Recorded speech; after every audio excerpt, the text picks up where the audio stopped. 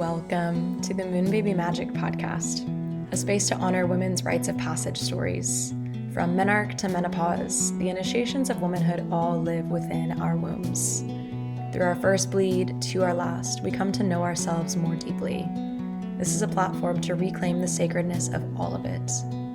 I'm your host, Natalie Elliott, birth keeper and women's coach, specializing in womb wellness and hormonal healing. Ready for slow and sacred storytelling? Let's dive in.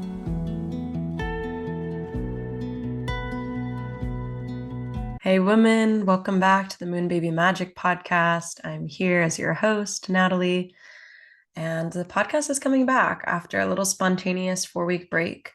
This time was really inspired by me just needing a moment to recalibrate, which often I think we all do in our lives. Often that happens in the luteal phase of the cycle, which we'll get into all of these different beautiful cycle phases and how they impact you on a very real level with my guest today, Emma Gilligan, who is so incredible. And I'm so excited for you to hear all of her wisdom about the journey she's been on with healing, the realness about your cycle in relation to your body image and more.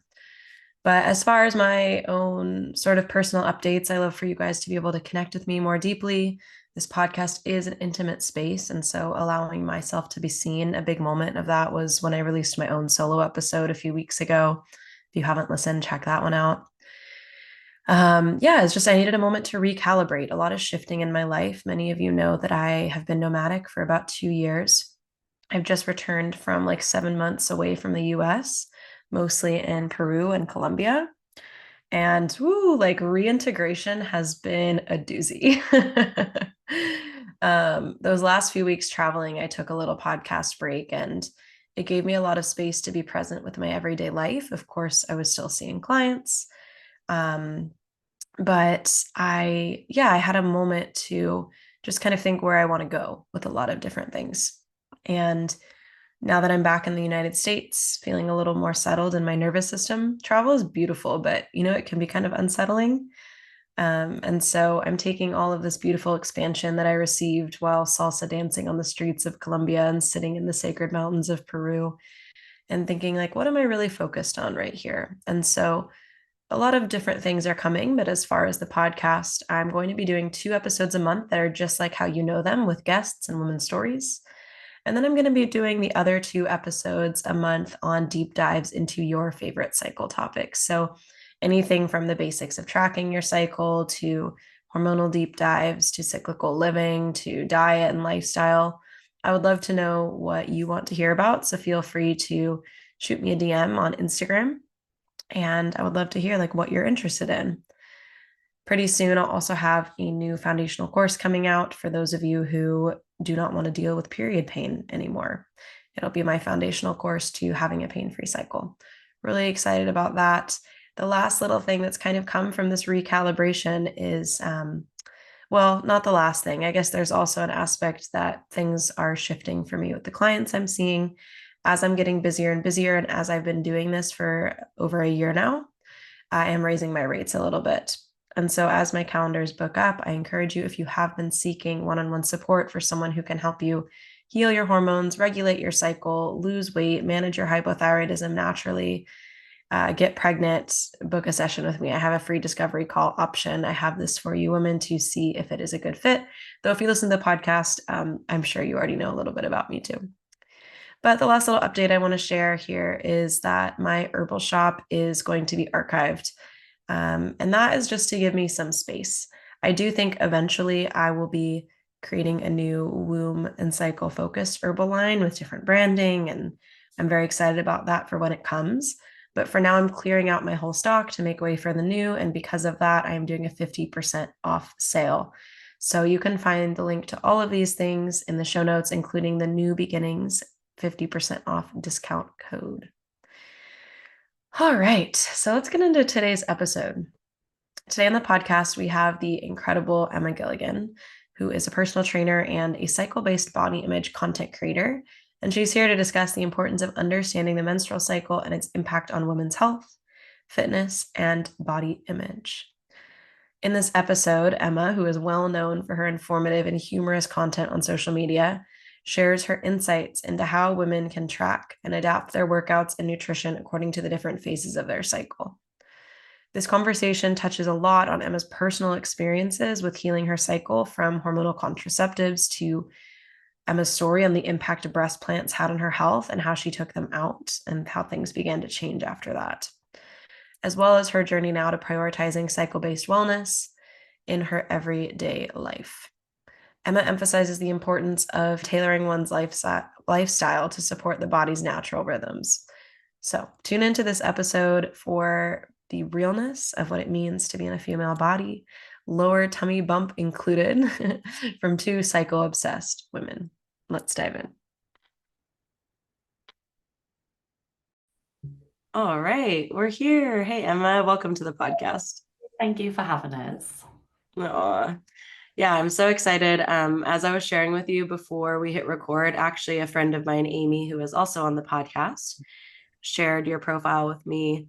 And she was like, you have to talk to this girl, Emma. She posts amazing content about her cycle and how it relates to working out and body image. And yeah, I've been following you for some time. And as again, I was sharing before we hit record, I just really love and appreciate your content so much for the way that it is like both funny and also so authentic and real about how we as women change throughout the month and how workouts change and how our bodies change. And you actually posted a reel, I think maybe it was last week or something, that you was like, oh, when people say my fiance has 4 different Yeah, that one. So I've literally made that. It wasn't that long ago now. It was just before we went to Italy when we got engaged, and I'd made it like, oh, my face when I found out my boyfriend had 4 girlfriends, and still getting a lot of traction now. So I made an updated fiance one. Okay, got it.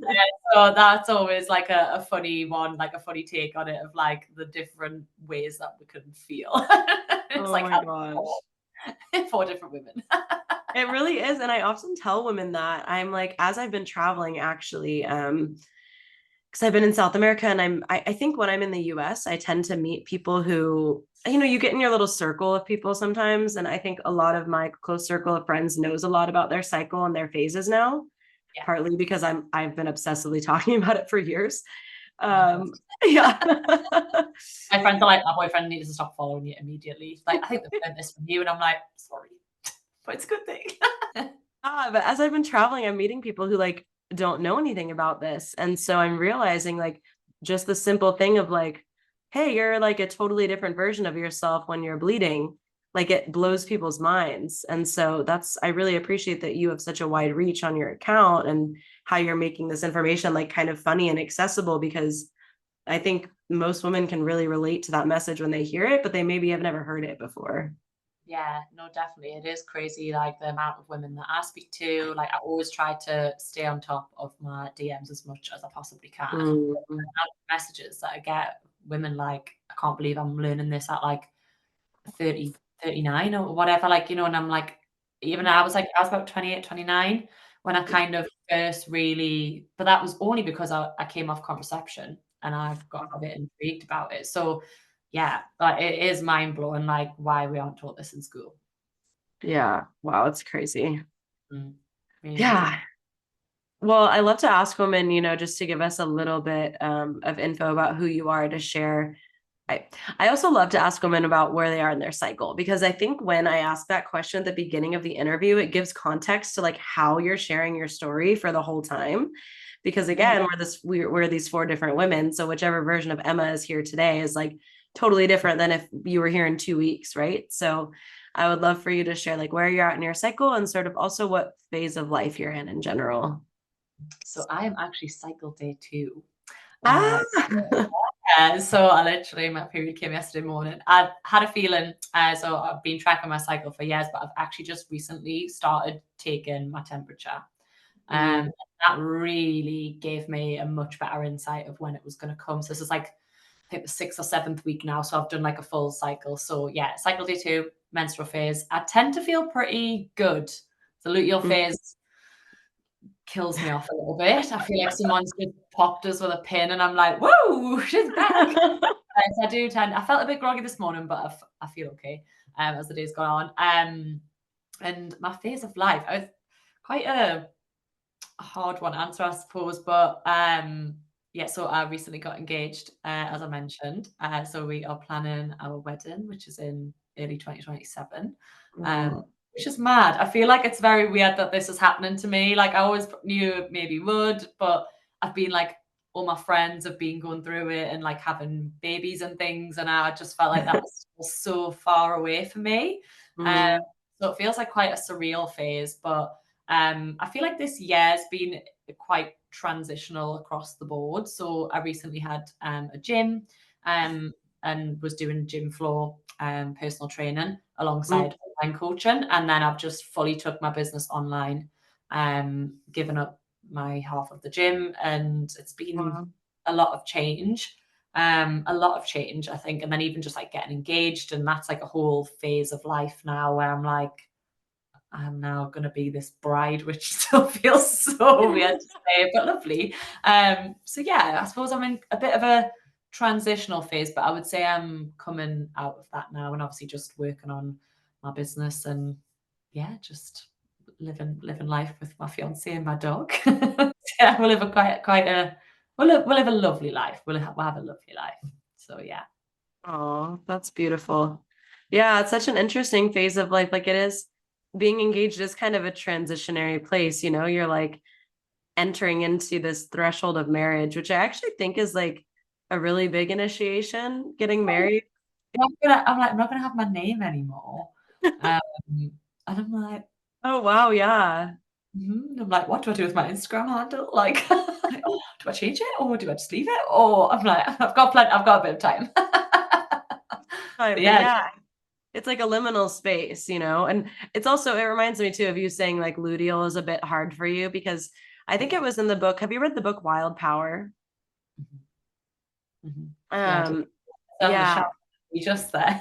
Oh, yeah. I Oh my think it's such a good book. And I think in that book is where they talk about how like a lot of women feel either like they feel more challenged in luteal and follicular, perhaps because they're transitionary states between ovulation and menstruation. Whereas like when we arrive at ovulation, we feel like we've arrived somewhere. And when we arrive at menstruation, we feel like we've arrived somewhere. And so I think those other times can be like the follicular phase can be a bit ungrounding for me. I'm often like, Oh, I with all get this. that. Yeah, like even as I tend to feel good when my period comes. And it's like you say, like that's actually a very good way that you've described it in terms of like something's happened, like something Mhm. physically's happened almost. But then as I head into follicular, I kind of get, and it's I put it down to anyway in my mind because your hormones change again as they start to rise, like with estrogen rising. I get like really hungry and I get a bit I almost have like a transition out of the menstrual phase into the follicular, and I get exactly the same when it's almost like when ovulation's finished, going into the luteal phase. I call it a lull. I have a bit of a lull day. Mm, mm. Actually, understanding that has helped a little bit in terms of like, I'm like, okay, like tomorrow's a new day. It's gonna be okay. Yes. But it is Yeah. very weird because nothing kind of like big happens, I suppose. Yeah, it's true. It is interesting. I often feel similarly in the luteal phase. For me, it's usually like 3 days before my period, which I think a lot of women can relate to. Those like 3 days.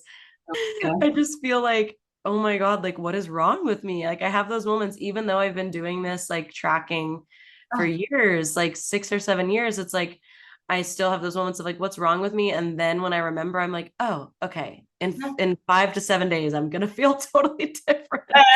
like, last Friday, I woke up. Oh, I just felt like, when you feel like you've got up on the wrong side of the bed, that's the best way Yeah. to describe it. I was just like not in the mood for anything. I went to the gym.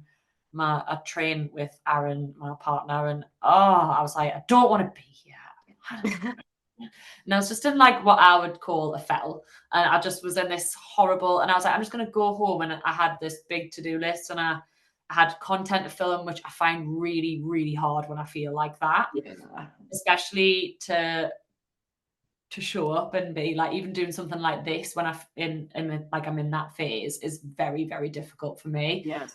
So I was like, I'm gonna go, and I'm sure most women, I was like, I'm gonna go home, I'm gonna just decompress my to-do list to what I need to actually get done work-wise. And I just shut off for the rest of the day and just had a bit more of a chill day, had some good food that night and had an early night, and I had like a 10-hour sleep that night, and I felt so much better. Despite I could tell I was still in the luteal phase, but I felt Yeah. so much better the next day.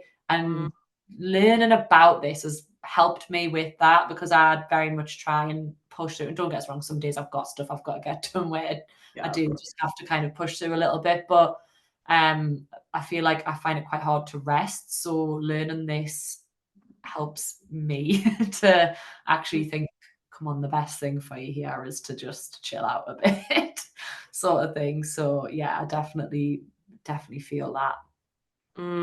Yeah, I love that. Thanks for sharing that because I think it's so relatable. And Mm. just, I think probably a lot of us don't know how to rest. I was actually just talking to this girl I've met here in South America about that. Like she started her period and we've been traveling together a little bit. And I was like, here, like I'll make breakfast, just chill out, like lay down. And she's like, well, I've never done that. How do you do that? I've never rested when I'm on my period. I usually just push through. And I'm like, Yeah. yeah, you do actually have to learn. And Yeah, it is hard. It is hard to stop, really hard especially in this day and age. Like everyone's like if you open social media, it looks like everybody's doing something. all the And time. I almost think it's like a subconscious pressure of like, well, I need to be doing this because I need to do that as well, and I need to do this and I need to do that, and it can get a lot. Even just for me, like sometimes scrolling, I'm like, you're doing too much of this. You need to just, even if I feel like it's harmless, I know it's not always great, if that makes sense. Even just like I was saying about that phase, it is quite hard. Like it's hard when you've got to push through. So even Sunday gone, I'd been asked to go to like a local event things like Pilates and running and all this stuff. And I remember when they asked, I seen that I was going to be like a day or two away from my period, and I was like, oh God, what do I do? And I was like, no, no, it'll be fun. I agreed in my ovulation phase, like Yeah. going fine well, it wouldn't be fine. And I knew like when I got that, so that Friday last Friday I felt rubbish, and then I was like, I've got to go and do this event. So I was like, I'm just going to rest the next couple of days to like reboot my battery a little bit.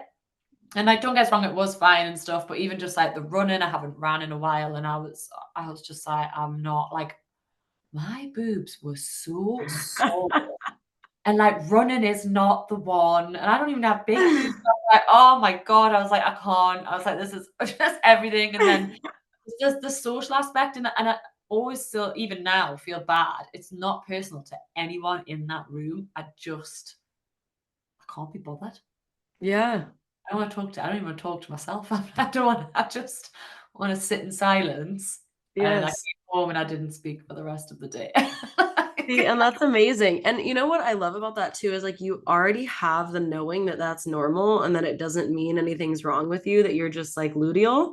And I think that's why it's so important to talk about this stuff because I know so many women who just think like something's wrong with me, what's going on? Or even if you take it a step further, women who think like, am I bipolar? Do I have a mental disorder? Like, do I need to get on medication without Yeah. knowing that like they have the four different women?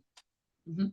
Literally like that you are a different person. I mean, my biggest fear as a as a people pleaser is worrying how I will come across because I Yeah. never want to come across as rude. But sometimes I can just feel in that phase, especially so overstimulated that it gets us feeling annoyed. And it's not, Mhm. and again, even like I say, like it's nothing to do with anyone in that room. I don't want to not be there because of that. Like I wanted to be there, but on Yeah. the day, I just didn't want to be there. I wanted to, but I didn't. And it is quite hard because of the way that we live our lives. Like, Mhm. they're not going to rearrange a whole event for my ovulation phase. Like, If only. I know that would be lovely, but then like, how would that line up with another girl who was there? Like, do you know, like it's Yeah. just one of those things. But I think even like you say, to understand that for ourselves, but also for other people to understand of like, like, oh, maybe she wasn't rude. Maybe she was just not feeling herself that day. And I almost feel like people will meet different versions of you because dependent, especially if it's someone that you don't really, see or meet very often, they're going to meet a different version to what they would meet like this week, even. Uh, yeah. I know. I So, think that's so cool. I think it's so cool, especially for me. I'm in a phase of my life where I'm dating. And like it's funny to me to like date people and have them meet the different versions Oh of you. yeah, that's so funny to be fair. Like, yeah, because when I met Aaron, that was like a different way of me heading into a relationship that I understood the phases. Whereas Mhm. all past relationships I never really had. I just knew I was like Yes, on my period or I wasn't. yes, exactly. Oh, I love Mhm. that. Yeah. Yeah, well, I want to switch gears a little. One thing I really love to do on this podcast is ask women about their first period because I don't know of many other people asking this question. And I feel really like, I don't know, I just think it's cool that I have this whole collection of women's first period stories on my podcast. And I think it's something that like we need to be talking about more as like our first rite of passage as a woman and what imprints us with like how we think about our bodies as we get older. So I'm Mhm. curious, like if you remember your first bleed and like what you remember about it. So I don't really feel like, and it almost annoys us because I wish I did, but Mm, I was literally 10. I was very, very wow. young. I was, yeah, was I 9 or 10? 10. I think I was 10. Yeah. So in the UK, I was in year 5. So I was in primary school. Mm, So I suppose that would be like kindergarten for you guys, maybe. yeah. Yeah, Yeah. so I was really young. I remember my stepmom still tells me now, she was like, I cried when I found out because you were so young and I felt Mm, so bad that you were starting this like so young. I feel like so every Monday we used to go swimming in year 5. I feel like it happened on that day and I went home and told my mom, but I don't have a very vivid memory of that. I just know it was around then because I remember being so in the UK, we have these like summer school dresses and they're like checky. So your primary school has like a color uniform. So like there tend to be the primary colors of like blue, red, green, or yellow. My primary school was red, and in the summer the dresses were checked red and white. And I remember leaking onto my dress and being so embarrassed because Mm, I knew that nobody else had started their period. I remember my teacher at the time pulling us to the side and asking if she wanted us to ring my mum to bring something else. But I was like, no, no, I've just cut my leg and the scabs come off. Like, mm. I laughed because looking back, just been thinking, shut up. Like, it's like, no, you haven't. And I remember like making up this, like very vividly making up this elaborate story that I had a scab at the top of my leg and the scab had come off, and that was what it was. And that's what I told people because I was so embarrassed because it's such a taboo subject. It is. Um, and obviously, I was very, very young. I mean, we get like the talk in primary school, but again, my only memory of that was them putting a tampon into some water. And I was like, it's not the same. What? It's not what happens here. Like, what does that help me with? And I was like to see the tampon expand, like, Great. Yeah. I'm never going to see that again. Like, but yeah, so very bizarre. That I mean, obviously, I'm sure there was other things, but nothing that I thought was very like particularly helpful.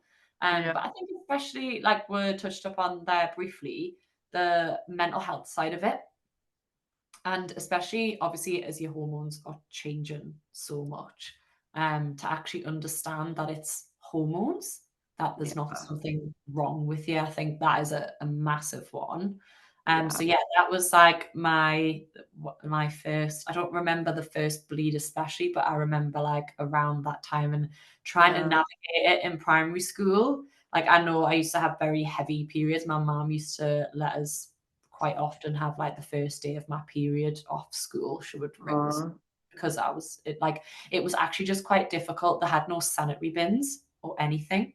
Mm. And I remember, which is again such a vivid memory, I used to wear like 3 pads on top of each other and rip them off throughout the day because that was the only like I didn't want to take them to the toilet with us and anybody see. Mm. Like it's so like all my memories of it is it's a big secret and you Wow. can't talk about it. You had to ask to go to the toilet, and it was like that's not a good enough excuse, kind of thing. So it was always like, well, this is the only way, like, because otherwise people would say, "Is go to my bag." It was, yeah, wild. So Oh gosh. Oh yeah, it just like I can like feel those feelings viscerally in my body because obviously like I've experienced a lot of that too, and I think women listening probably are also having their own like flashbacks to their that time of life for them because it is like why is it's kind of crazy that it's such a mystery and like over half of the population this is like what we're doing. Yeah, it's like that's what I'm like, why was it such an embarrassing secret? Like, why even now some people are just like, I mean, I get that odd, it's normally from a man, commenting like, oh, TMI on my posts. And I'm like, it's not. It's too much information. Like, God forbid that we have to go through this every month and not breathe a word about it. Like, it's crazy. I mean, can Crazy. you imagine if people were trying to hide the fact that they have to go to the bathroom, like pee or poop? Like, That's like what it's like. It's like oh, don't talk about it. Don't talk about it. It's like no. yeah. Imagine if this was happening to a man, we would know Oh my so much more. God. Literally, I genuinely believe if this was happening to men, we would know more about it. Yeah, absolutely. Well, I actually have a lot of men, again, with traveling and with dating, I end up talking to men about this stuff and people want to Yeah. follow me on Instagram. And at first I was like really hesitant to let men follow me on Instagram. Because on my Instagram, I share a lot of like just I don't know, like one time I shared a picture of like my cervical fluid. I was like, this is what fertile cervical fluid looks like, you know? And so sometimes I'm like, do I want men on here? But I've had a few men be like, wow, I'm really glad I'm learning this. Like, no one's ever taught me about this before. And I've actually had men ask me questions like, Mhm. oh, like, can you give me a brief breakdown of the phases? And I'm like, okay, sure. Yeah. This is my Yeah, forte. I know exactly. I'm like, let me just help all the men be better partners and sons and brothers and all of that. Absolutely. But yeah, I think it is interesting the imprints we pick up when we're little girls, just to get back to your story, because it's like you were embarrassed before you even knew very much about it, which I always find so interesting. Like, where do we get that from? Yeah. Like it's I don't really remember like learning anything like significant about it. That the tampon in the water was the only thing I can remember. I just Yeah. remember when we all got the talk, the boys had to go to a different classroom and the girls were in another one. Um, but yeah, like it's so true when you put it like that. Like I was embarrassed, but I didn't actually know anything about it. Yeah. I Yeah. was And just I think too, it's like, when you're young, of course, like you need someone to sort of like hold the space for you. And most of us as girls don't have, and it's not anything to say bad about our mothers, but just most of our mothers don't have the like embodied awareness to be able to really hold us through that moment because they weren't held through that moment. And yeah, so, it's a generational thing, and because they weren't yeah, taught it at school or nobody was talking about it to them, then that's why it's almost like it's like a taboo down the generations in that sense. It's like, oh, don't yeah, things like that. Oh, don't like, and that's not. To be fair, I feel like I spoke to it like my mum about it, but not mm, like to great length. And again, like she won't have really known that like what she knows now, yeah. which is crazy. It sounds like you had quite a bit of pain. Were those early cycling years like pretty painful?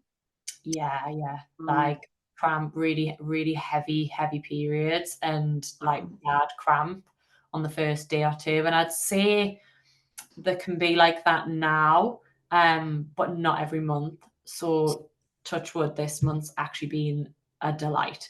Don't know what it is, but it's been delightful. But then there's some months where you know that whether it's been traveling out of your routine, especially if you're going across different time zones, that's when I tend to find my cycle length's a bit weird and like my period tends to not be as great and all that sort of stuff. But you're not going to stop doing these things.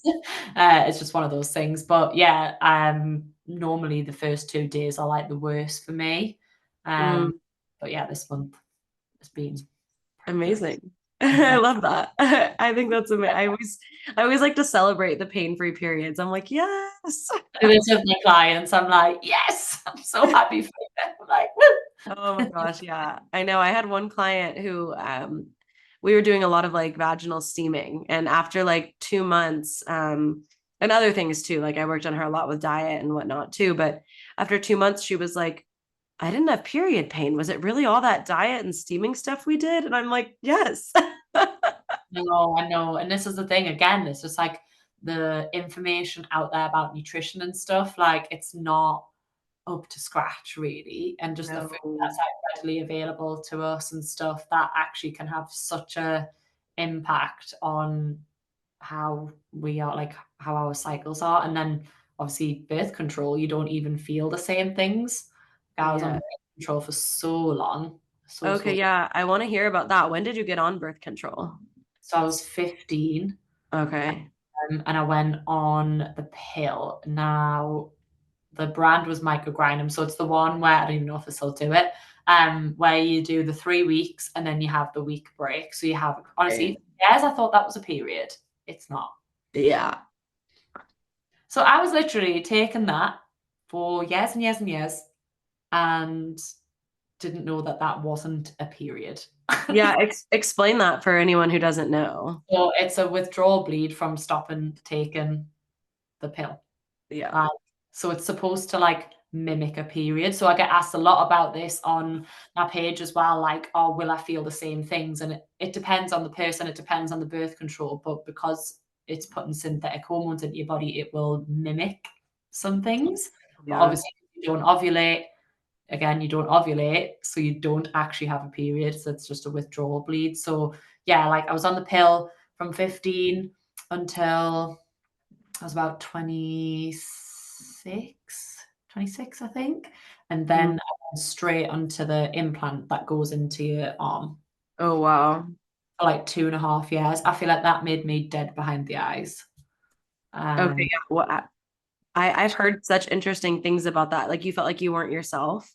oh yeah, because then that give you no period. So I kind of just Wow. wanted to come off the pill. I'm very much a person of like, I was like, this is going to be more effective if I take it at the same time every day.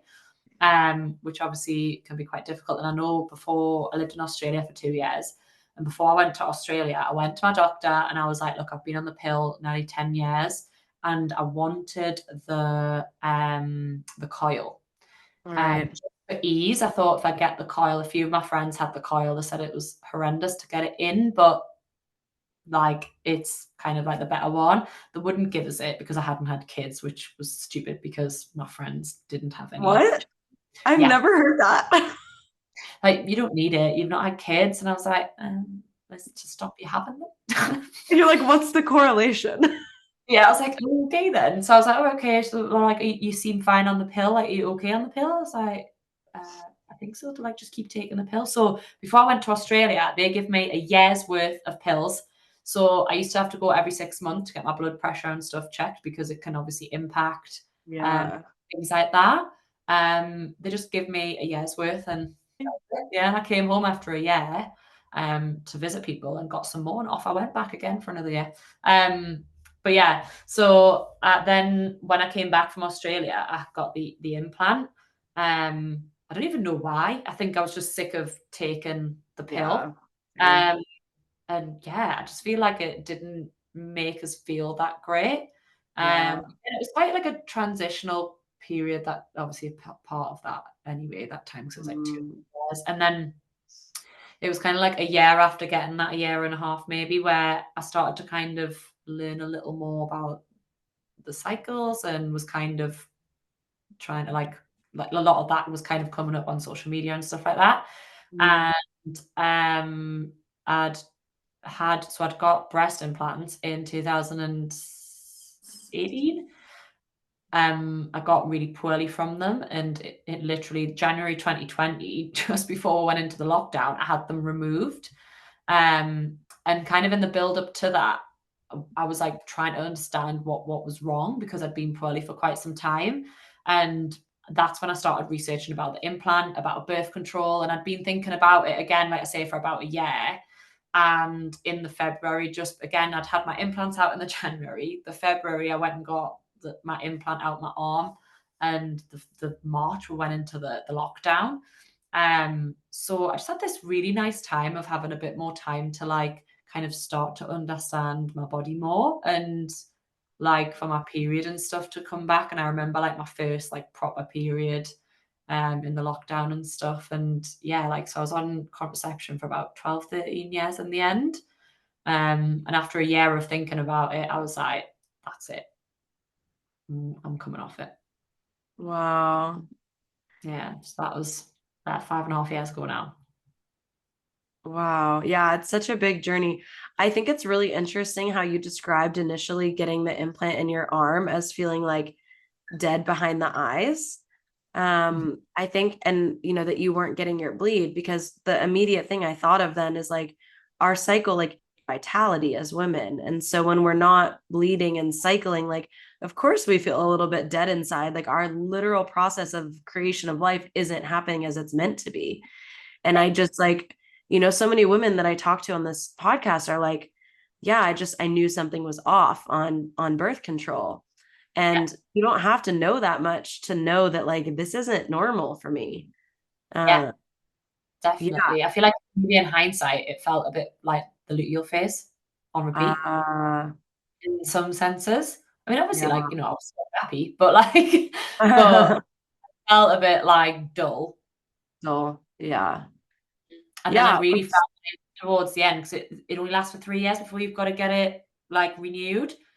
And then that's when Mm, I was starting to research, because I was like, is this wearing off? Is this why I feel horrible? Is this why I don't feel well? Is it my breast implants? Is it something else?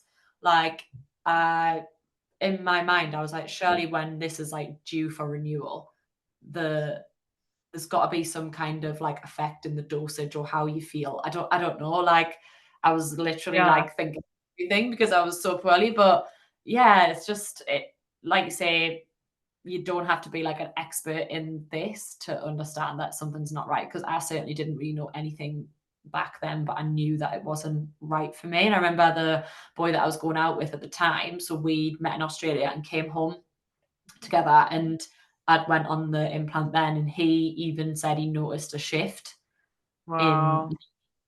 I mean, he could have just been saying that because I didn't really want to go out with him anymore. I did, but it could have been, you know, it could have been. But I do think that what he said probably was true. Yeah, probably. I mean, Yeah, I I do. remember I was only on hormonal contraceptives for 3 months. And it was when I was maybe 21 or 22, something like that. And even just the 3 months of being on a hormonal contraceptive, like I felt like a totally different person. I felt crazy. Like I remember feeling like this isn't me. Like who is this person that's like having these responses to life? Like this isn't me. And I remember everyone around me was saying like, oh, you just need to give it time. You just need to get used to it. You need to whatever, maybe try and find a different one. And everything in me was screaming like, absolutely not. And I went off of them and I was fine again. And so I do think like it changes your hormonal makeup, which is like a key part of what makes us who we are. No, absolutely. Like, I know that now. Like, even like my older sister, like my stepsister, she couldn't be on the pill. She said it felt crazy. Like Mm-hmm. she felt really like that. And again, I just think it impacts us all so differently as well. And then some people say that they're fine on it, but I'm like, are you fine, or is it just all you've ever really known? Because Yes. like I was 15 when I went on it, and I was 29 when I came off. Like, Phew. yeah, that is a big, big chunk. They're some of the best years of my life. Like, I know. oh, they're gone. But yeah, like I don't know. I just can't imagine it now. And even quite recently, I'd been going. So I'd had some blood tests done, and my, I hope I say this right, CA102 marker or CA125 marker, which is a marker in your blood, which can be heightened during ovulation. It was basically Mm-hmm. raised in this blood test that I'd had for something completely different. Wanted to send us for more tests because I said I'd had like heavy periods and all this stuff to test for endometriosis. So I'd had like a few different like examinations and things like that. And then the next step would be to do the, I can't say this word, laparoscopy. You know what I mean? Oh, laparoscopy. Yeah. Laparoscopy. Yeah, it just won't come out of my mouth. I'm like, I don't know if it's my accent. I just can't get my tongue around it. Yeah, that would be the next step to actually definitely determine if it was endometriosis. So the check Right. for like fibroids and all that stuff. So there's nothing like untoward there. And they said because I didn't want to go back on contraception, that there's no point in doing the like the operation. The operation. That they said there was probably no point because, I mean, I find it really funny. They're like the way they were describing birth control was hormonal therapy.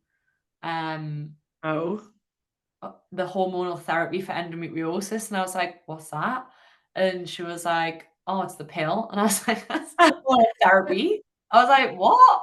I was like, oh, what's hormonal therapy? I was like, this sounds really good. Because that's great. Like, no. I was like, what the hell is that? So I was like, I was like, birth control is like a last resort for me. Like, I really don't want to go back on it.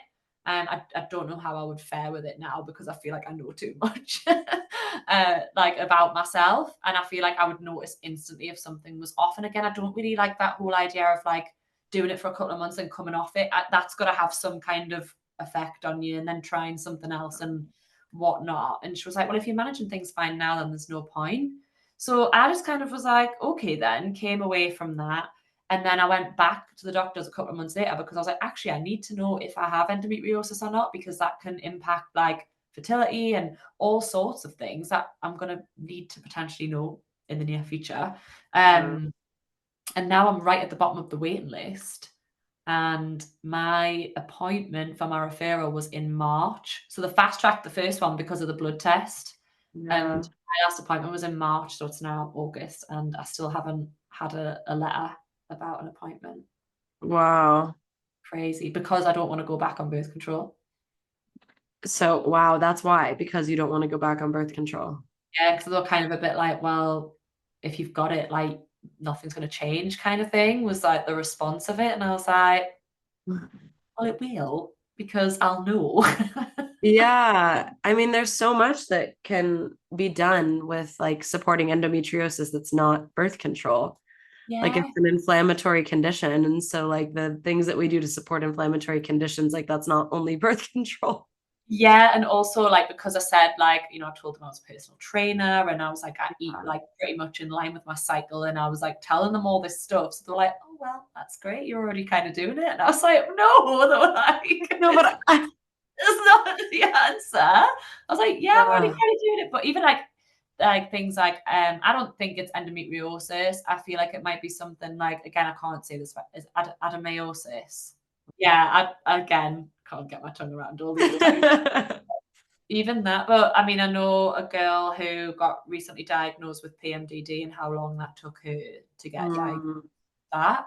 But a lot of the solutions from what I've read for all of these different things, and even like PCOS, is the pill. And I'm like, that's just to me. And I always say as well, I'm not encouraging anyone to, you know, it's your decision, it's your body, do what the hell you want. But for me, that's just like putting a plaster, like a band-aid on top of it. And that's it, off you go. It's not helping you. It's like you say, like even like other things to help with inflammation, like your diet is a massive one, Oh, yeah. one. A lot of women who've got on top of even like their PCOS symptoms by eating a more like anti-inflammatory diet and including more things and just being more mindful of what they're putting into their body. Yeah. Yeah, there's so much there. I mean, it's like you want to be able to take a multidisciplinary approach, but it's unfortunate that oftentimes like the Western medical doctors, they don't really know anything other than like the pharmaceuticals. Like they're really mostly trained in like pharmaceuticals. And so like that's what they have to offer. But like if you talk to someone like you or someone like me, or I have a mentor I work with who who's a traditional Chinese medicine practitioner. And so like her and I, we see clients kind of within that frame of reference. And with traditional Chinese medicine, a lot of these conditions have to do with like the liver or the spleen or, you know, blood stagnation. And so using like herbs and different ways of supporting like the liver to release more is actually like a lot of times the underlying cause behind these things that, like you said, isn't just a band-aid like maybe the hormonal contraceptive would be. Because yeah, like it's like I always say this to people, like your body's not doing something randomly. It's not like your body's just like, hey, Yeah, like I'm just gonna make your periods really irregular for no reason. Like Yeah. something's happening inside that the pill isn't going to fix in my head, or the implant's not going to fix. It's just gonna cover it up until it gets like, especially like young girls who get diagnosed and then like they want to start a family later in life and they've got no idea what's going on because they've just been, again, like me, I was just like on the pill. Like it's, and again, you know, each to their own and stuff. But I mean, this is why I find this topic so fascinating. Like I find the body so fascinating about how everything is linked, like even learning about the gut brain axis. Oh my Like, gosh. yeah, I'm like, oh, so interesting. Have you ever read a book? Is it called The Body by Bill Bryson? I think it is. No, I haven't. And he literally explains the body and like all the different things that it does and how it's all connected. Honestly, I find it so interesting. Oh my God, no, I love that. You know what though? I am so much like that. I think I've shared this on the podcast before that like, I mean, I work with women. I'm a practitioner, so of course I'm interested in this stuff, but like it's funny to look back at past versions of me where I didn't yet realize this was my life path, but I was still obviously interested. I had 1 year when I was in university that I like picked one for every month. I picked one system of the body to learn about. So like 1 month it was like the reproductive system, and another it was like the digestive, the cardiovascular, and I like went hard with research each month. Yeah, I find it even like so interesting. And like it, obviously within like our fields of work, it is like very much I need to know that. But I feel like if I could go back and do my degree again, I would love to do something like nutrition science or like something like biology. I would find it so interesting. But I was never particularly amazing at science at school. I wasn't terrible. Like I was in like the top set, but I wouldn't say I was the smartest kind of thing. But I never really was like bothered. As soon as I could get rid of science, I was like, bye. Whereas now I'm like, actually, this is so interesting. And maybe if it in a different way. But yeah, I do get that with like modern medicine and like GPs, like they are just doing their job. It's not at them, but then that's kind of like a problem further up, really, isn't it? Because again, it's not spoken Yeah. of. Well, yeah, it's a problem that that's like the main person that people go to see when that they don't have the most wide spectrum of offerings. Yeah, that's literally it. Even when I went for that appointment again to be like, look, I want to push this forward to get the operation to like, you know, confirm what it is, if it is or it isn't, sort of thing. And I was saying about like having heavy periods and stuff, and they said, oh, we can prescribe you, is it NSAIDs? I don't even know if I'm saying that right, but basically just like an anti, like basically ibuprofen. And I was like, again, I'm one of those people where I'm like, that's my last resort. If my last resort is painkillers. So to be honest, I was like, I'll go and get them just in case. I forgot to pick them up. I was like, oh. So she was like, I'll put it through the pharmacy. I was like, okay. And she's like, come back in a few days. And I just forgot. So that actually just jogged my memory that I never went back. Oh, that's so funny. But yeah, like I'm even the same with that now. Like coming off contraception and stuff was really eye-opening for me. And like I say, because it was like lockdown, I had a bit more time to actually just be. And like, yeah, I found it really interesting. That's when I really kind of got into learning more and reading more books and all that stuff. And obviously social media there's more people talking about it now. Yeah. Do you think it was the breast implants that really triggered it?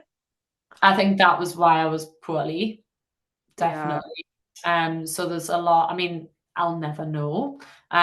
So it's called breast implant illness if you've heard of it. So again, like I came across it on social media. So I'd heard about it before. It wasn't just like I seen it when I got really poorly and I'd been back and forth to the doctors, like I even took time. So at the time I was I had like my office job and I was doing personal training on the side to like build that up to eventually leave. So I was working a lot. So I was like, maybe I'm burnt out. I had to take time off work. I took a whole week off both jobs because I was like, maybe I just need to rest. Like I had a headache consistently for about nearly 3 months. So the doctors, when it hits the 3 months, will be able to refer you for is it an MRI to get like to check that nothing was like going on. Like every morning I remember, to like make my headache go away, I used to say I'd steam my head, which sounds really funny, but you know when you boil the Yeah. kettle and you put the hot water in, then you put your head over the top. Yes, I know. At home at the time, and I was like, I'm going to steam my head. And my mum was like, enjoy boiling your head. I was like, okay. Like I'd just be like in the kitchen, like boiling my head. And I used to do that every morning and every night because it would give us some relief from the headache, because paracetamol wasn't Wow. sides. And I was like taking paracetamol and ibuprofen, like taking them like for weeks, and I was back at the doctor. I felt like I was like, oh, they're going to start to think that I'm just like making this up and that I'm like, it's something. And I was like, I don't know what to do because the painkillers weren't touching the sides. Mm. Yeah. And then when I did some more research on that, that was kind of like a last resort. But when I tried everything that I could, like I was even trying different like diets to like Mm. something like again, like an inflammatory response, something like I was just not very well. But my eyes were all like, there's a highlight on my Instagram, to be fair, but I did a lot of posts about it back then, but I had a very small following then. But Mm. yeah, like my eyes were like black all around here. Like I looked Wow. really poorly. So yeah, and then obviously I do think that was what it was. I'll never be able to prove that, but I got them out and I got the implant out, and literally felt great. I wouldn't say Wow. that it was instant. I remember waking up from the operation, like I was like, and I'd read a lot about this from like other women who'd been through this, and some women said they woke up and felt amazing, and Mm. some women said it took me a while. I would say it took me a while, but it did feel really good because I didn't realize how difficult I was finding it to breathe. Like I Uh, felt like I could take a big breath. wow. I remember waking up and I was just like, oh, I'm so happy, like so happy that it felt like my chest was really like tight and heavy. So in that sense, I felt much better straight away. And then I took pictures every month. And again, these are on my Instagram, the difference of the photos, like of my face and like around my eyes, was insane. Insane. That's crazy. Mm. But there's no Getting- like way to prove it. Like, so I went to see the surgeon, like to have a consultation before I had it, and he said like, so I was really nervous because I was like, he's just gonna be like, you've just read this on Instagram and it's in your head, like kind of, do you know, like I was like, oh, he's gonna laugh us out of this appointment, and he was actually really lovely, and he said I've like done, so he specialized in breast reconstruction surgery for like women who've like had their breast tissue removed for cancer and things like that, but he also did like implants and explants. So, and I'd seen that he'd done quite a few explants and things, so I was like, right. And he said that he'd done this for women before, and he was like, obviously I can't say for certain that that's what it was, but they've said that they felt better. And even just the way he handled it, like I cried in the office because I felt so like, feel like I might be getting to the bottom of this now. Yeah. And I feel like I've found like the right person to do it. So I think again, because I went in thinking he's going to be like, like, she's crazy. But yeah, so yeah, a bit of a Wow. journey with that, but That's a beautiful, yeah, it's a beautiful thing to have someone like hold space for you when you're in such a tender time like that. And I also can imagine like, I love that you said like getting to the bottom of something, because before we were talking about like how certain things are just a cover up, but when you're able to almost, it's like digging out the roots of what's really making you feel unwell. And then when you slowly start to see that change, like that's the real healing, you know? That's yeah, amazing. definitely. But even just like the reason why I got them was because I thought it would make us feel more confident. So Mm. then to get them removed was like, well, I'm going to have to deal with that now. And it was almost like I actually just had to deal with the actual root of the problem, whereas just covering that up with implants. And again, I'm not against them at all. I know for some women, like they're fine with them and whatever. And that's, again, their prerogative. And this is just my experience. But I just found that I was like, I was just trying to cover up a deeper issue. Again, just sticking a plaster on it and thinking, well, this is okay now, when actually Wow. I need to do a lot more internal work on me to actually feel good in my skin rather than just trying to hide behind something all the time. Wow, I love that reflection. Yeah, to think about like that confidence is an inside job, not like something that just externally makes you feel better, right? Is Mhm. that about when you started learning about your cycle too? Like when you started doing that work on your confidence? Yeah, definitely. And again, I do really credit it to that because it helped me to get to know me, like what we spoke about, as in like, oh, I'm not crazy. Like, I'm like, oh, okay, like that's what it is. Or like, oh, and again, why I talk about this in relation to like your health and fitness goals. Like I used to think, oh, what I'm doing isn't working because I look really fat today. And I mean, some of that could have been body dysmorphia, of course, but no, you're just bloated because you're on your period. Or I went to the gym and had a really rubbish session. And again, that could be poor sleep, poor diet, lots of things, but it could also be because you're due on your period. Like just so Yeah. many things that I didn't know about, and just really helped me to understand me and be like, okay, like this is how I'm gonna feel. And like even just like with the event at the weekend gone, I'm like, I know I'm gonna feel this way and I'm gonna probably have to push through for this, but like what can I do to support myself, my body and my mind around that to like recharge my batteries? Mm. And what have you noticed? Like, I guess fitness is kind of the first realm that you started really working with the seasons of your cycle. Is that true?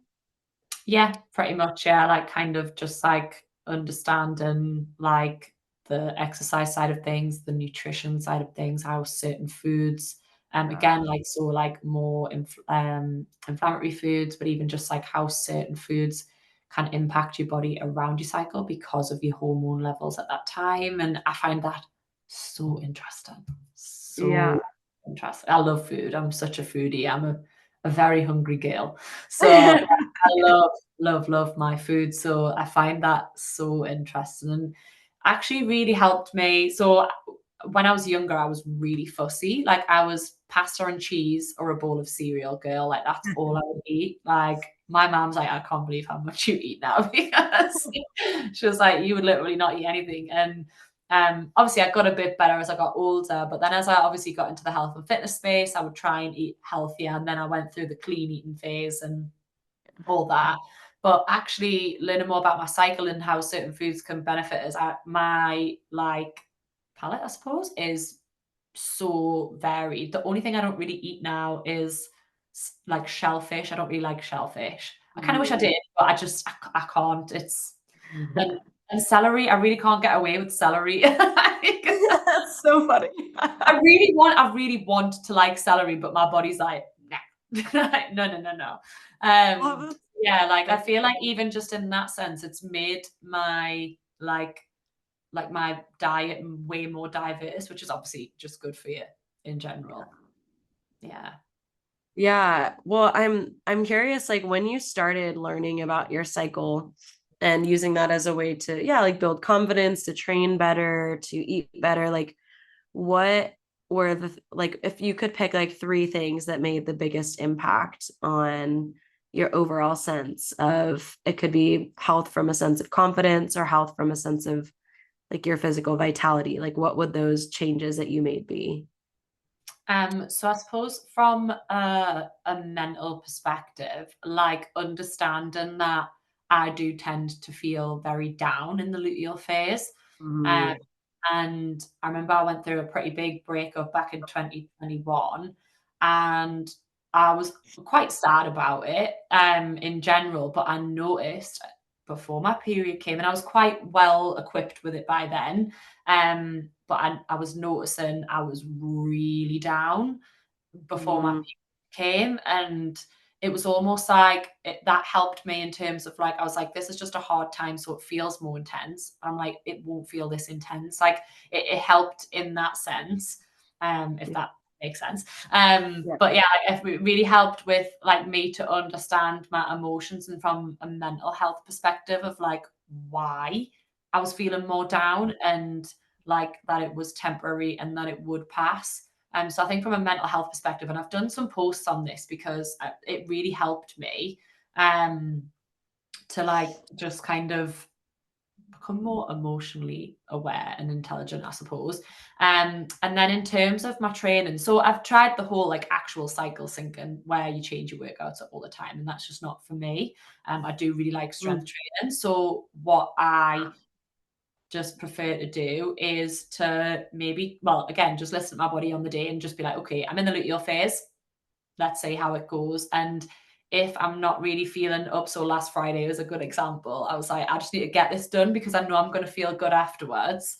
And it's going to get the endorphins flowing, but it's not a PB day. It's not a day to be going like crazy heavy. So I would maybe, so Friday, for example, I either did the same weight that I'd done the previous week, or I lightened the load even and did more reps. I kind of just know that it's not a day to push it, but also again, it's helped us to eradicate that guilt and that old like toxic diet mindset of like, you're not trying hard enough, you're going to lose your progress, you know, you're not going to get to where you want to be. That kind of stuff that I see a lot with my clients now, and again, help them with.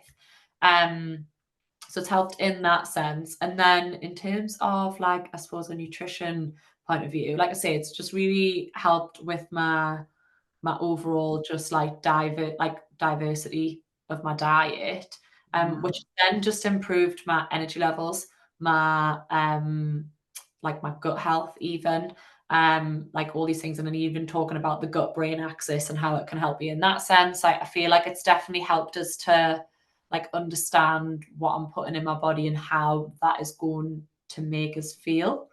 I've just have very good self-awareness, I think, now from all of the looking inward. But was it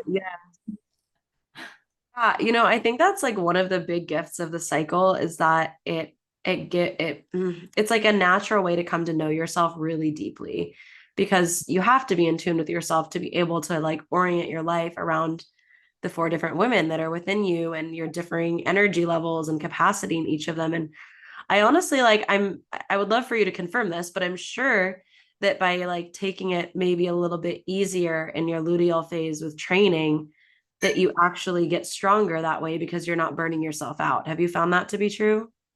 Yeah, I mean, haven't seen any effect in my strength by doing that. And I know there's not a lot of research on cycle syncing your workouts, but I mean, if you don't have a specific goal and you just want to move your body and you want to move in tune with your cycle, so the cycle syncing like workouts is where you do certain exercises in each phase. If you just want to move your body and be fit and healthy, there's absolutely nothing wrong with that. But especially for me, working with clients who have a specific goal, I would say to stick to a program with progressive overload.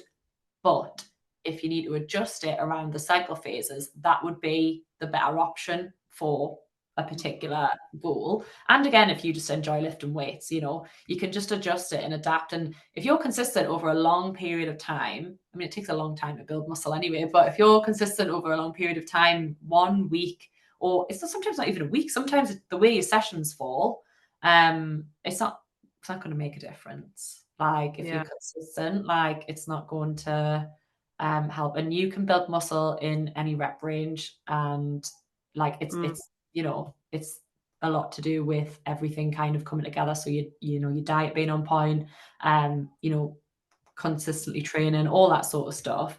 So it's not going to make you lose progress. And again, I just wish I'd known that a long time ago. Yeah, I love that. I think it's such an important perspective to hear, because sometimes I meet women who I think feel that they have to choose between like honoring their cycles and working hard. And this actually takes me into a deeper conversation around like, sometimes I hear this thing thrown around of women being like, oh, well, I have to just be soft and gentle all the time because that's the way to be feminine and support my body. But it's like, actually, no, like we can still work to achieve goals. We can still like get things done. We can still build muscle and honor our cycles. And I think that you are doing such a beautiful job with the work you're doing on your page, and, with your clients too, I imagine, with like figuring out how we balance that.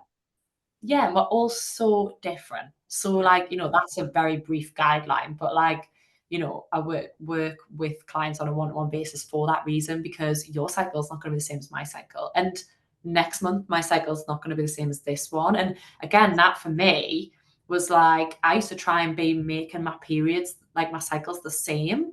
And it's not actually about that. Like, they're not always going to be exactly the same each month for lots of reasons, for external factors that we can't control sometimes, but they're not going to be the same, and they are going to vary. And that's okay, because that for me, I was like, well, why aren't my periods like exactly the same every month? And also just recently learned that only 12 to 13% of women have 28-day cycles. Yeah. And I was like, what? Because even like now I've started to change the way. So again, it's quite hard when you're making content to generalize. If I'm like saying the phase days, I always put 28 days plus, because 28 days is obviously not even what the average cycle is. And again, all so different. We are all so different. And, we can definitely still, there's the saying in my world of follow your plans, not your feelings. And I'm like, that's kind of true. And I do agree with that, because there is a point of like, okay, like I'm just being lazy and unmotivated. I'm very rarely motivated. But there's also a point of like, but you do kind of need to listen to your body a little bit. So you can follow the plan, but just adjust it a little bit. Yeah. Like, that's kind of what I like to say to clients. I'm like, okay, follow the plan, not your feelings, but just adjust it if you need to. I love that. I love that so much. Yeah. And it also like, it reminds me too of just the vital importance of just like basic cycle tracking. Like you said, you just started taking your temperatures. Like I can't even tell you the amount of women who come to me who think like, oh, my period's late. And it's not that their period's late, it's that they're ovulating on a different day than day 14. And so they think, their period's late, but they maybe haven't even ovulated yet. And so if you know when you're ovulating, then you know when your period's going to come, you know what phase of your cycle you're in, and you can plan better for these things. Yeah, so I've been tracking literally since I got my contraception removed. I've been using the Clue app. I tried a few, and that one I just found the easiest to use. Like, it's laid out really good, and there's like loads of extra information on there. So I was like a little nerd reading through it all. I sometimes read it now, but then I've been for ages saying I need to do the temperature thing, because I know it's more accurate.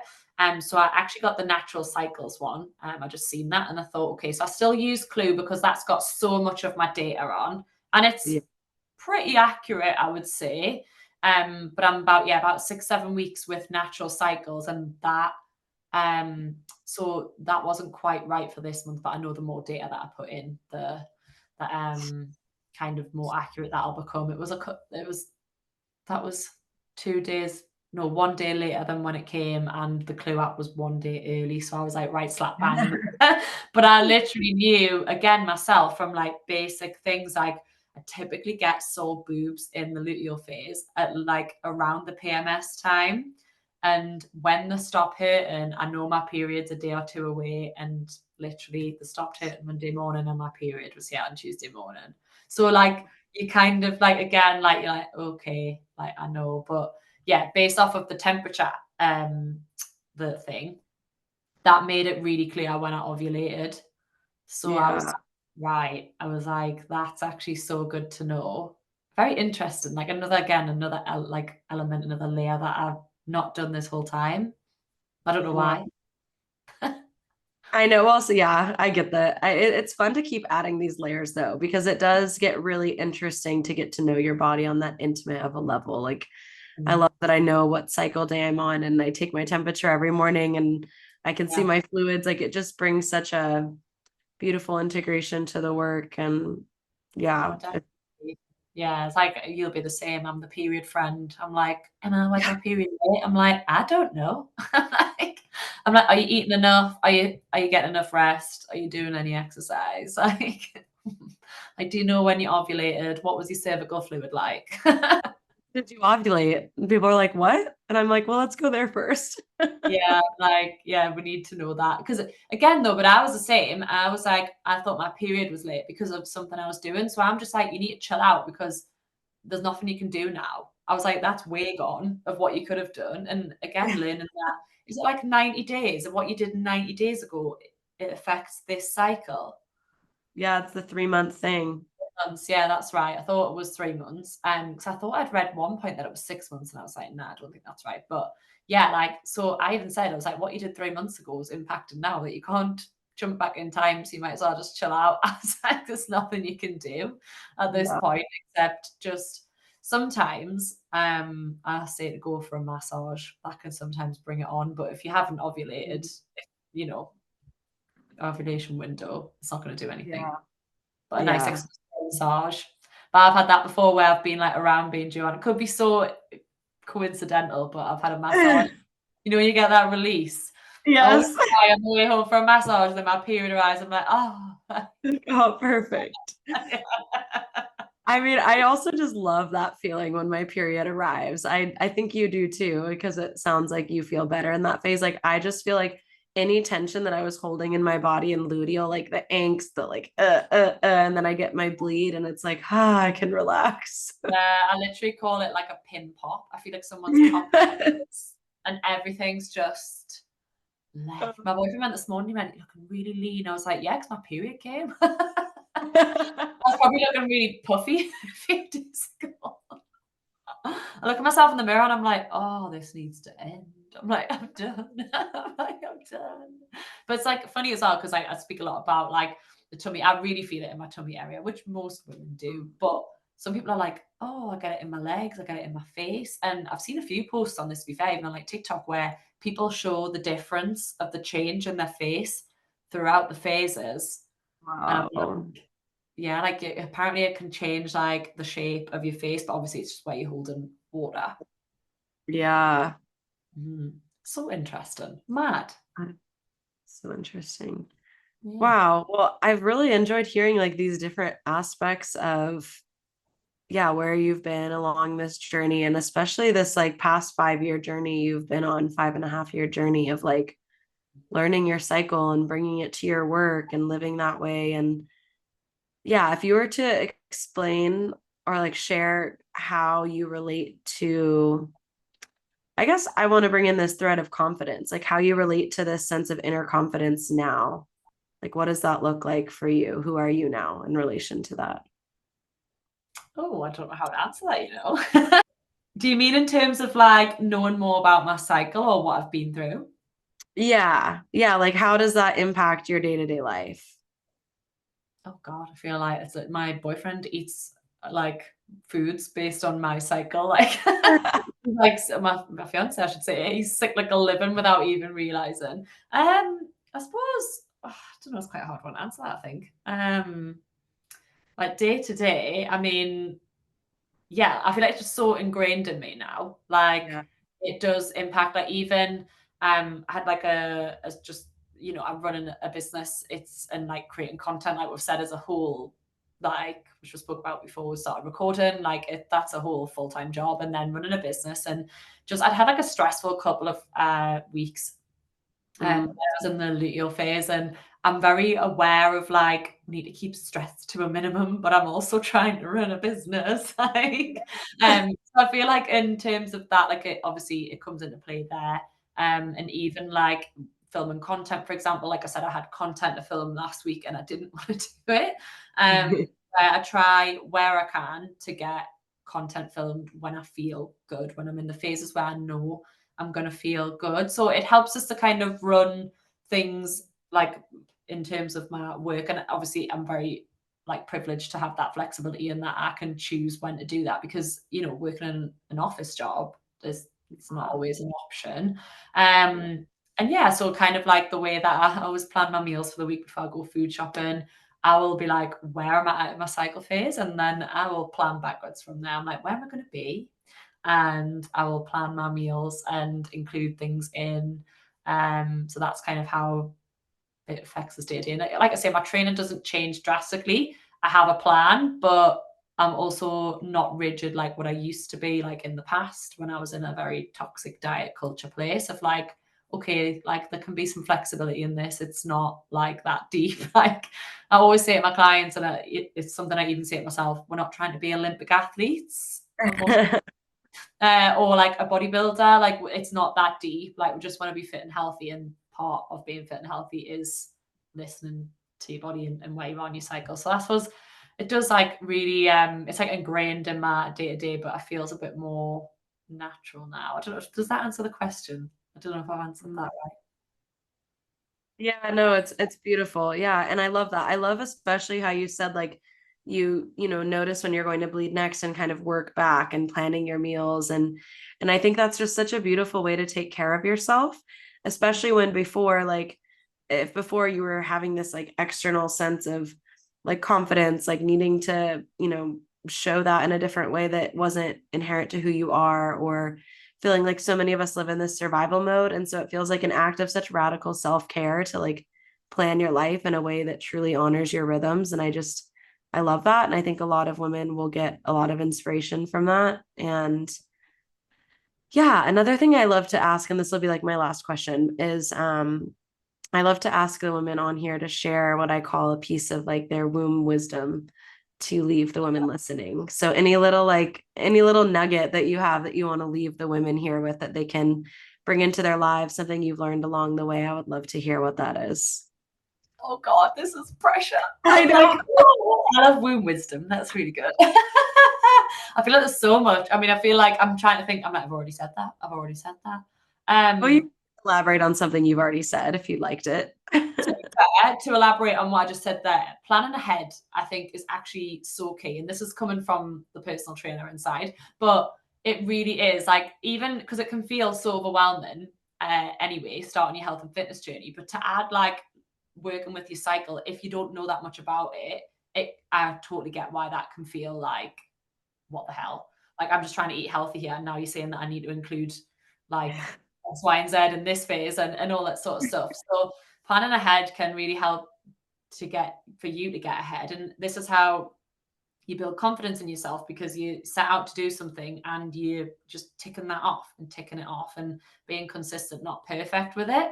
And when you say, I'm going to do this, and then you do that, that's how you actually build confidence in yourself, because you've proven to yourself that you can do it and you're capable and you're strong and all that stuff. So I'd say planning ahead again, even just like, you know, to think, okay, how can I have some healthy, balanced meals this week? And then you can start to add a layer of, okay, like what cycle phase am I in? Like what could I include in my meals that's going to support my body in the cycle phase? And like, what days am I doing my workouts this week? Like, am I maybe during my period? Could I rearrange that to have like a rest day when it's due?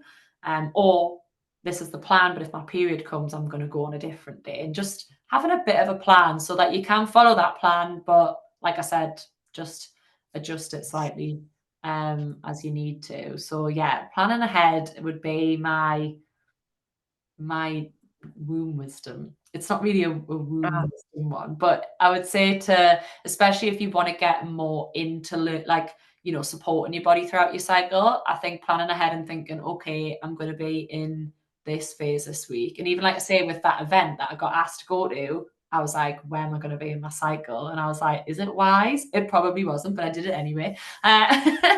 We live and we don't learn. But there is other times where I would have maybe said no, you know, and again, there's going to be social occasions in your luteal phase and your menstrual phase that you've got no control over. But even just things like where you can plan. So I was at a wedding recently and I was in the luteal phase and I was like, well, I don't want to wear a tight dress.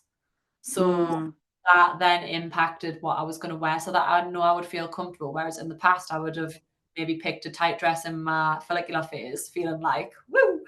And then the wedding came about, and I'm like, I don't want to wear this. I feel awful. And then that then impacts my mood going to the event, and I'd maybe drink too much to not think about it, and then I'd get too drunk and I'd spoil it for myself. And you know, just like it can have that's quite extreme, but it can have a bit of a negative spiral, and it can just make you, you know, like, okay, I'm wearing something comfortable, I feel good, I'm gonna go and enjoy the wedding or whatever it might be. So even just like planning ahead of like, okay, I'm gonna be in this phase, like what have I got going on, how can I support myself even through like the social occasions and the luteal phase and all that sort of stuff. So yeah, planning ahead. would be the one. Oh, I just love that. I just love how like deeply the self-care is rooted, like anticipating your needs ahead of time. And I do think that's womb wisdom. It's like it's creating the plan and the structure and knowing that like sometimes it's not going to be perfect, but if you are able to plan for, to support yourself as much as possible, like that's going to make you feel mentally well and safe. And even just like your mindset and stuff. So, because if you're bloated in the luteal phase or even on your period, you don't want to be wearing a tight dress. And no, yes. you can if you want to, but you might not feel, one of those things where you're going somewhere and then you start pulling everything out of the wardrobe and you're trying everything on and nothing looks right. Like, Yeah. that's not the I vibe. love Yeah, I love the level of cycle syncing down to the like dress that you wear to a wedding. That's just so inspiring and amazing. I didn't post on it because I was forecasted to be like ovulation, but the way it turned out, I was like more luteal. I was like probably, to be fair, no, I would have been like quite early luteal. So I normally feel all right then in all fairness. But I was like, let's just get this dress to be on the safe side because I tried on loads of tight ones and I was like, I don't think I'm gonna quite vibe with that. Like, yeah, the month before in the same phase, I tried on the dresses. Amazing. An idea of how I'm gonna feel. Yeah, which version of Emma was going to be going to the wedding? I love it. Yeah. Well, Emma, well, I would love for you to share where women can find you and like maybe share some of your offerings that you have if women want to learn more and work with you. Oh yeah, so I post lots of content across pretty much every platform. I don't really use Facebook, but Instagram and TikTok, my username's the same, so it's _ Emma Gilligan _. And then YouTube is just Emma Gilligan. So I post like shorter and longer form videos on there. And yeah, I do one-to-one personalized coaching, like I've mentioned. I've got my own app, which is really exciting. So I work with women on a one-to-one basis, and then I've also got like assistant coaches who are on the team who have other areas of like knowledge and experience, so that you're paired with me and someone else to like amazing girls. So yeah, and then I'm also bringing out very soon a recipe ebook with cycle inspired recipes, which I've been working really hard on. So that should be out the end of this month, which is very, very exciting. Because I always get asked about my food and stuff. So I was like, oh, I think I'll just do a little like little guide thing, like a little ebook to put some. So that's been really nice to put together. So I've been spent the last like month and a bit putting that together. So yeah. Oh, that's so amazing. I love that you're coming out with an ebook. Yeah, if you don't already follow Emma on, I don't have TikTok, but Instagram, or if you have TikTok, you can find her there too. But Really nice not to have TikTok. That's where the doom goes. I'm like, oh, looking at dogs. I'm just like dogs.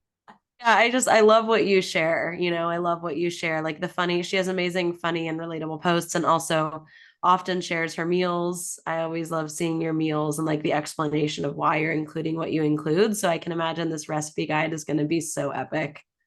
Oh, thanks. I'm really excited. I've like kind of done it like the way that I would on my stories of like why this meal is in this or what I've included in this meal and why. So yeah, I'm very excited. Oh, that's amazing. Oh, Emma, thank you so much for being on the podcast. Thank you for having us. Thank you. I really appreciate it. It's been lovely. I could talk about this for all the time. I know, me too. You could just go on and on. Oh, thank you. Thank you for tuning into the wisdom of the womb today. It's truly such an honor to bring these stories forward to you, and it would mean so much to me if you'd rate and review this podcast so that it could reach more women. If you're looking for deeper support, you can find the link to join our online community, the Cyclical Living Circle, in the show notes below. There, you'll also find the links to book one-on-one virtual sessions, shop the herbal shop, and any group programs that I'm currently offering. Plus, you can follow me on Instagram, and I love to connect with you all there. All right, see you next week.